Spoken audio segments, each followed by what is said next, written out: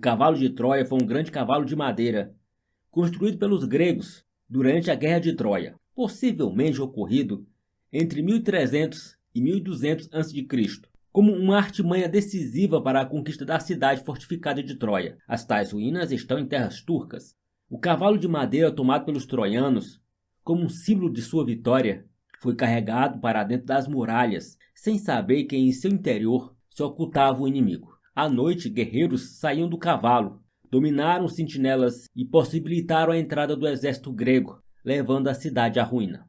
A história da guerra foi contada primeiro na Ilíada de Homero, mas ali o cavalo não é mencionado, só aparecendo brevemente na sua Odisseia, que narra a acidentada viagem de Odisseu de volta para casa.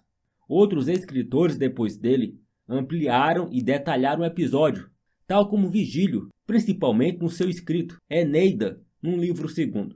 E de acordo com a mitologia grega, o cavalo de Troia foi uma das invenções mais fantásticas já utilizadas pelos soldados da Grécia para derrubar um inimigo. Reza a lenda que os gregos teriam construído essa enorme estrutura de madeira em formato do animal para enganar os troianos e invadir a cidade de seus adversários, o que decidiria o fim da guerra entre os dois povos. Mas até que ponto essa história é realmente verdadeira?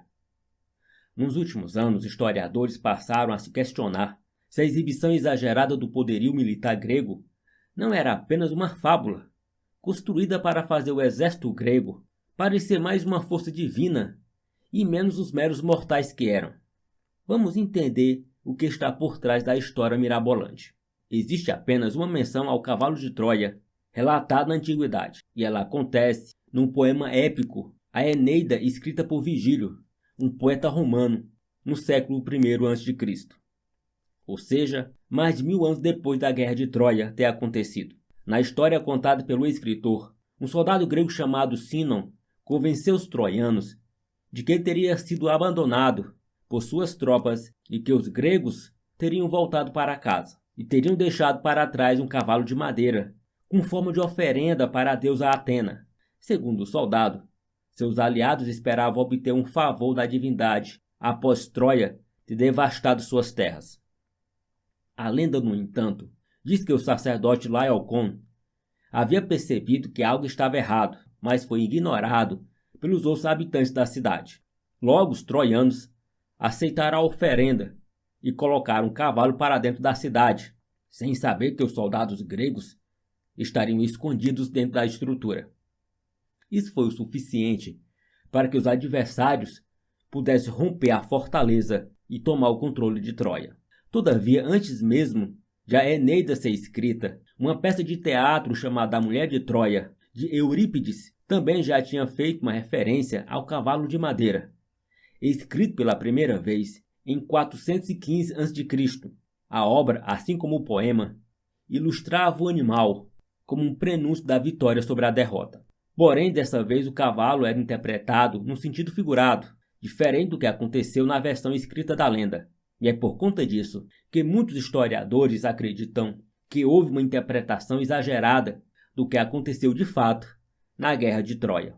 Um geógrafo grego do século II d.C., chamado Pausanias, foi um dos primeiros a questionar a existência do tal cavalo. Em seu livro, Descrição da Grécia, Pausanias chega inclusive a levantar a possibilidade de o cavalo de Troia ter sido construído em bronze em vez de madeira. Recentemente, estudos feitos pela Universidade de Oxford em 2014 apresentaram mais informações a respeito do que aconteceu em Troia. Segundo os historiadores, a cidade de fato teria sido queimada até o chão, mas há indícios de que o cavalo de madeira tenha sido apenas uma fábula criada pelos gregos. De acordo com o comunicado da universidade, é possível que a inspiração pela lenda tenha surgido a partir da forma como as antigas máquinas de cerco eram vestidas com peles úmidas de cavalo para evitar que incendiassem, facilitando a movimentação das tropas aliadas. Entretanto, em agosto de 2021, arqueólogos encontraram dezenas de pranchas de madeira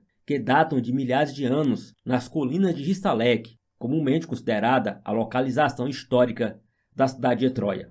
Apesar da incerteza, muitos creem que essas pranchas de madeira confirmem as evidências sobre a existência do cavalo. Mas, independentemente da história que você opta em acreditar, é certo que o termo cavalo de Troia passou a fazer parte do nosso vocabulário e constantemente é usado para se referir a um agente infiltrado em uma organização ou um país, ou simplesmente um vírus que esteja danificando o seu computador. Muito bem, vou ficando por aqui, meus amigos, e até o próximo vídeo.